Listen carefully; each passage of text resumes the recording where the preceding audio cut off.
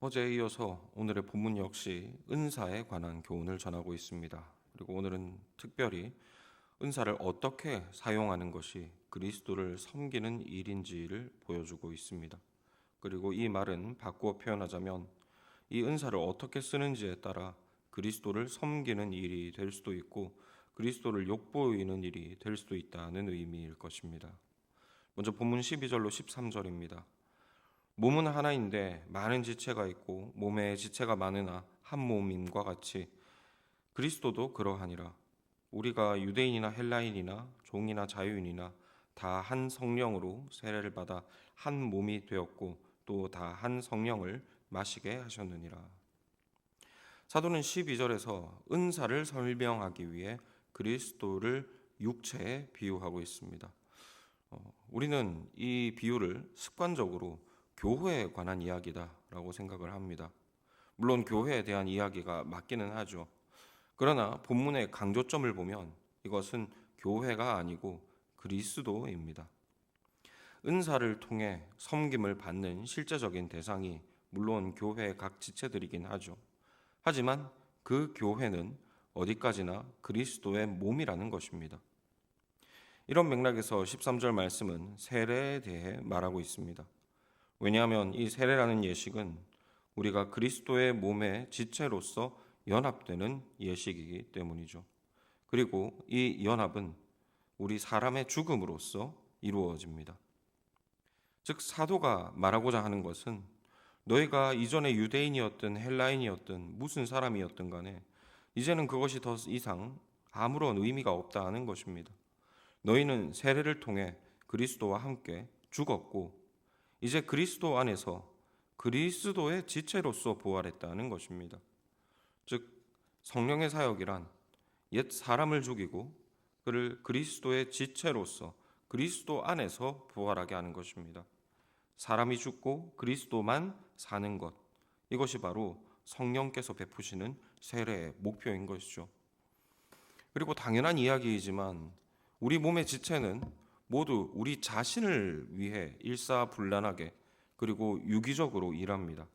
각각 지체가 따로 각 부위만을 위하여 일하는 일은 없죠.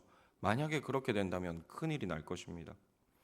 이와 마찬가지로 성령께서 우리에게 세례를 베푸심은 이런 삶, 곧 이 몸의 주인이신 그리스도를 위하여 살게 하심이라는 것입니다. 그리스도 안에서 각각 독립적인 존재로 거듭나서 각자 자신을 위하여 살게 하신 것이 아니라는 것이죠. 서로가 긴밀히 협력하고 협동하여 그리스도의 뜻을 유기적으로 익숙하게 이루게 하시려고 세례를 주셨습니다. 그리고 성령의 은사 역시 이와 같은 맥락과 목적으로 우리에게 주어졌습니다. 그리스도의 몸을 세우라고, 그리스도의 뜻을 함께 이루어 가라고 성령께서 주신 선물이 바로 은사인 것입니다. 그래서 사도의 교훈과 같이 은사에는 더 높고 낮음이 있을 수 없습니다. 역할과 기능의 차이가 있고 그것으로 인해서 더 두드러지는 은사가 있고 조금 덜 보여지는 은사가 있을 뿐이지 어떤 특정한 은사가 더 귀하다고 할 수 없는 것입니다. 은사의 목적은 그리스도의 뜻을 이루는 것입니다. 그런데 그 은사를 통해서 사람이 높아지고 낮아지고 한다면 그것은 어딘가 은사가 잘못 쓰이고 있다는 증거입니다. 그러므로 우리는 은사를 사용할 때 사람이 드러나는 방향으로 은사를 사용해서는 안 됩니다. 직관적인 예를 들어보자면 설교자가 설교를 할 때 그 설교를 통해서 그리스도의 뜻이 선명하게 드러나야 합니다. 그런데 그것이 아니라 설교를 통해 이 설교자의 지식이나 자랑이 드러나게 된다면 이것은 명백하게 잘못된 은사 사용이라는 것입니다. 그로 인해 그리스도가 높임을 받으시는 게 아니고 그리스도께서 불편해지십니다.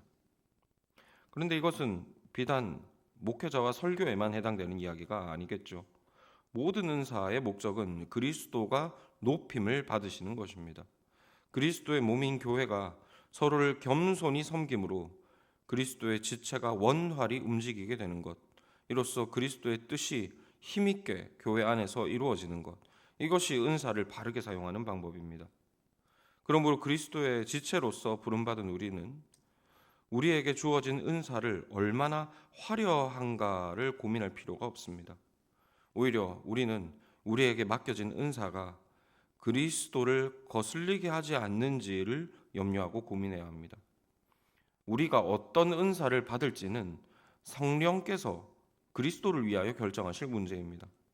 은사로 자기 자랑을 할 것도 아니고 은사를 가지고 자기 자아를 개발할 것도 아니라면 우리가 어떤 은사를 받을지는 사실 우리가 신경 쓸 바가 아닙니다. 게다가 우리가 체험적으로 잘 알고 있듯 은사가 클수록 책임은 더욱더 무거워집니다. 받은 은사가 많을수록 갑절로 수고해야 하죠. 그러므로 우리가 정말로 걱정해야 할 것은 우리에게 은사가 있는가 없는가가 아닙니다. 우리가 받은 은사가 그리스도를 정말로 섬기고 있는가? 우리가 받은 은사로서 그리스도를 불편케 하고 있지는 않는가? 이것이 우리가 정말로 고민해야 될 점입니다. 그리고 이를 위하여 우리에게 더욱 필요한 것은 내일 또 다시 살펴보겠습니다만 그리스도를 향한 사랑, 그리고 지체를 향한 사랑입니다. 사랑이 이 은사를 온전히 사용하도록 우리를 인도하는 것입니다. 그러므로 이 시간 우리 함께 기도하실 때 우리에게 우리의 머리가 되시고 교회의 주인이신 그리스도를 사랑함으로 은사를 잘 사용하게 하여 주시기를 함께 기도하기 원합니다. 우리가 우리의 은사를 통하여 주목받는 것은 그리스도께 불편을 끼치는 일입니다. 이 사실을 우리가 절대 잊지 말아야 하겠습니다. 우리는 세례를 통해 우리를 지우고 우리의 머리 대신 그리스도만을 위하여 살기를 힘써야 하겠습니다.